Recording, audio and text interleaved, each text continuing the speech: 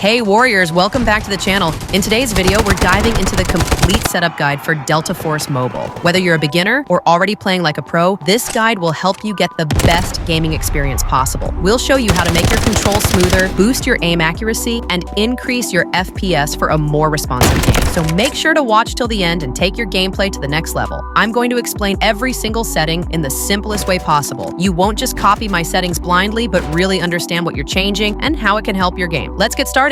Delta Force Mobile gives you two main game modes to play, Operation and Warfare. You can easily switch between them by tapping the toggle button at the top of your screen. Each mode has its own separate HUD heads-up display layout. That means the button positions you use in one mode won't automatically carry over to the other. So you have two choices. Either sync the HUD for both modes, everything will stay same no matter which mode you are playing, or customize the layout separately for each mode section and tap the sync button. You can also shrink the joystick and move your sprint button close to it. I will make the separate video for this HUD customization for you better understanding. All right, now let's head into the settings menu and we'll start with the basic tab. This is where you'll find some really important options that affect your aiming and overall control during fights. First up, aim assist. Make sure this is turned on. What it does is give your aim a slight helping hand, especially during close range fight. When you aim near an enemy, the crosshair will gently snap toward them, making it easier to stay on target while they're moving. This is especially useful for new players or anyone struggling to track enemies during fast fights. It just smooths out your aim a little and helps you land more shots. Next, scope magnification, smart adaptation. Turn this on. This feature automatically adjusts your field of view depending on the scope you're using. For example, if you're using a red dot or 3x scope, it keeps the view wider, which helps you see more of what's happening around you while aiming. This makes a big difference in close and mid-range fight because you'll be more aware of enemies approaching from the sides. Firing mode. This setting controls how your gun fires when you aim. If you want fast reactions, especially in close range fights, I recommend turning on Quick ADS plus Fire. With this enabled, your gun will automatically aim down sights and shoot as soon as you press the fire button. No need to tap two separate buttons, but still the firing will not start until the scope, and for this you should turn on the Quick ADS in Warfare. Now the gun will start firing as soon as the scope in. However, if you're someone who plays with a claw setup or prefers more precise control, it's better to turn this off. That way you'll have separate buttons for aiming and firing. It may take a little more skill, but it gives you better control over your movements and aim, which can really help in long-range or tactical fights. For snipers and shotguns, when using weapons like sniper rifles or shotguns,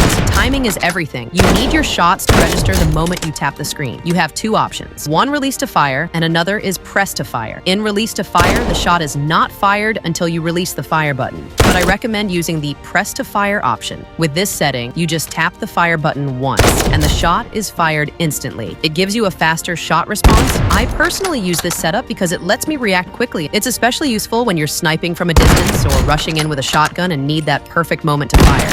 So if you're using these high damage weapons, definitely use press to fire. It can really improve your performance. Next up, field of view, FOV. This setting controls how much of your surroundings you can see on the screen while playing. I highly recommend setting this to the maximum level because a higher FOV gives you a wider view of the battlefield, which means you can see more enemies, teammates, and movement happening around you, especially from the sides. For example, if someone is trying to flank you or sneak up from the corner of your screen, a wider FOV helps you spot them earlier and react faster instead of getting caught off guard. It might take a game or two to get used to, but once you do, you'll notice you're making better decisions, reacting quicker, and even surviving longer. Now let's move on to the combat setting. This section controls how your character behaves during fights, aiming, and movement. Getting these options right will make your gameplay feel smoother and more responsive. ADS mode, set this to hold. What this means is that your gun will only aim down sights while you're holding the aim button. As soon as you release the button, the scope goes down. This gives you faster control, especially in close fights where you need to switch between aiming and moving quickly. It's more responsive and allows for better reaction time. Ignore reload, interrupted by ADS. If you're using the hold option for ADS, which I just recommended, go ahead and enable this setting. It prevents your reload from getting interrupted just because you aimed down sights for a second. It helps keep the gameplay smooth without unnecessary delays. Cancel reload heal on sprint. Turn this off. When this is on, your character will cancel reloading or healing anytime you start running, even if you didn't mean to. This can get really annoying during fights or when you're trying to heal while repositioning. Turning it off means you can move and still complete your reloads or healing without accidentally canceling them. Reload, interrupt. The biggest problem is once you start to reload, you can't fire, so to fix it, set this reload interrupt to hybrid. With hybrid, you can cancel a reload either by tapping the reload button again or by pressing the fire button. It gives you more flexibility during intense fights. For sniper users, auto hold breath. If you're using sniper rifles, turn this on. Normally, you'd have to press a separate button to steady your aim while scoped in. But with this setting enabled, the game will automatically hold your breath for you, helping to keep your aim steady without needing extra effort. This is super useful for landing accurate long-range shots. Now let's talk about grenades and gadgets. In this part of the settings, you'll find two main options for how you use throwables like grenades, flashbangs, smokes, and other tactical equipment: quick throw and carried throw. Quick throw is great if you want speed and simplicity. When this is enabled, you just tap the grenade button and your character instantly pulls it out and throws it without switching away from your main weapon. This is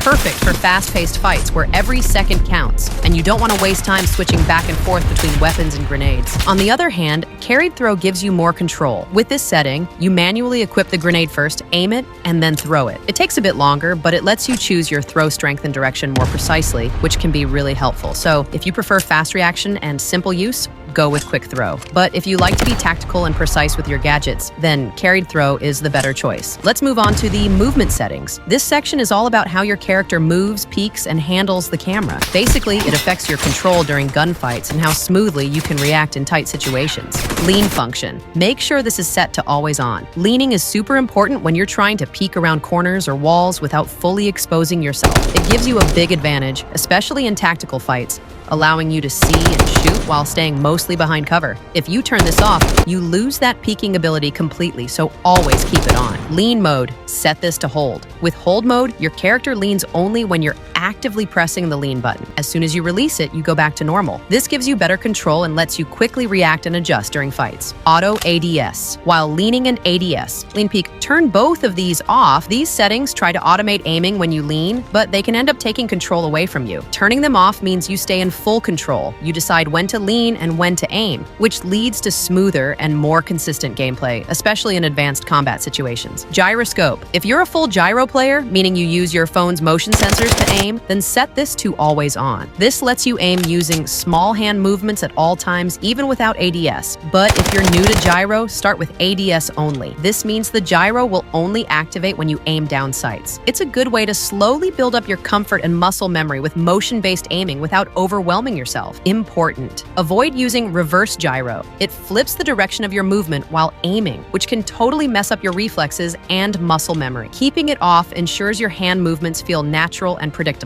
Camera turning settings. There are a bunch of options in this section that affect how your camera moves when doing actions like sprinting, vaulting, or sliding. Turn all of them off except for lean turning. Lean turning allows your camera to slightly shift while you're leaning, which can feel more natural and help with awareness. But turning off the others helps prevent accidental camera movements that could throw off your aim or make you lose track of enemies in fast-paced situations. Now for some extra movement tips that can really help you stay in control during intense matches. Run interrupts crouch prone. Turn this off. This setting, when turned on, causes your character to stand up or cancel crouch prone just because you started moving or sprinting. That can be really frustrating, especially if you're trying to stay low while healing, hiding, or sneaking around. By turning it off, you'll avoid these unexpected movements and stay crouched or prone until you choose to move intentionally. Silent movement. Set to button. Silent movement allows your character to walk slowly and quietly, making it harder for enemies to hear your footsteps. I recommend assigning this to a dedicated button rather than relying on automatic triggers. That way, you're fully in control of when you want to move silently. Perfect for sneaking up on enemies, flanking, or just moving carefully near danger zones. Tactical sprint assigned to joystick. Tactical sprint gives your character a temporary speed boost, which is great for quickly crossing open spaces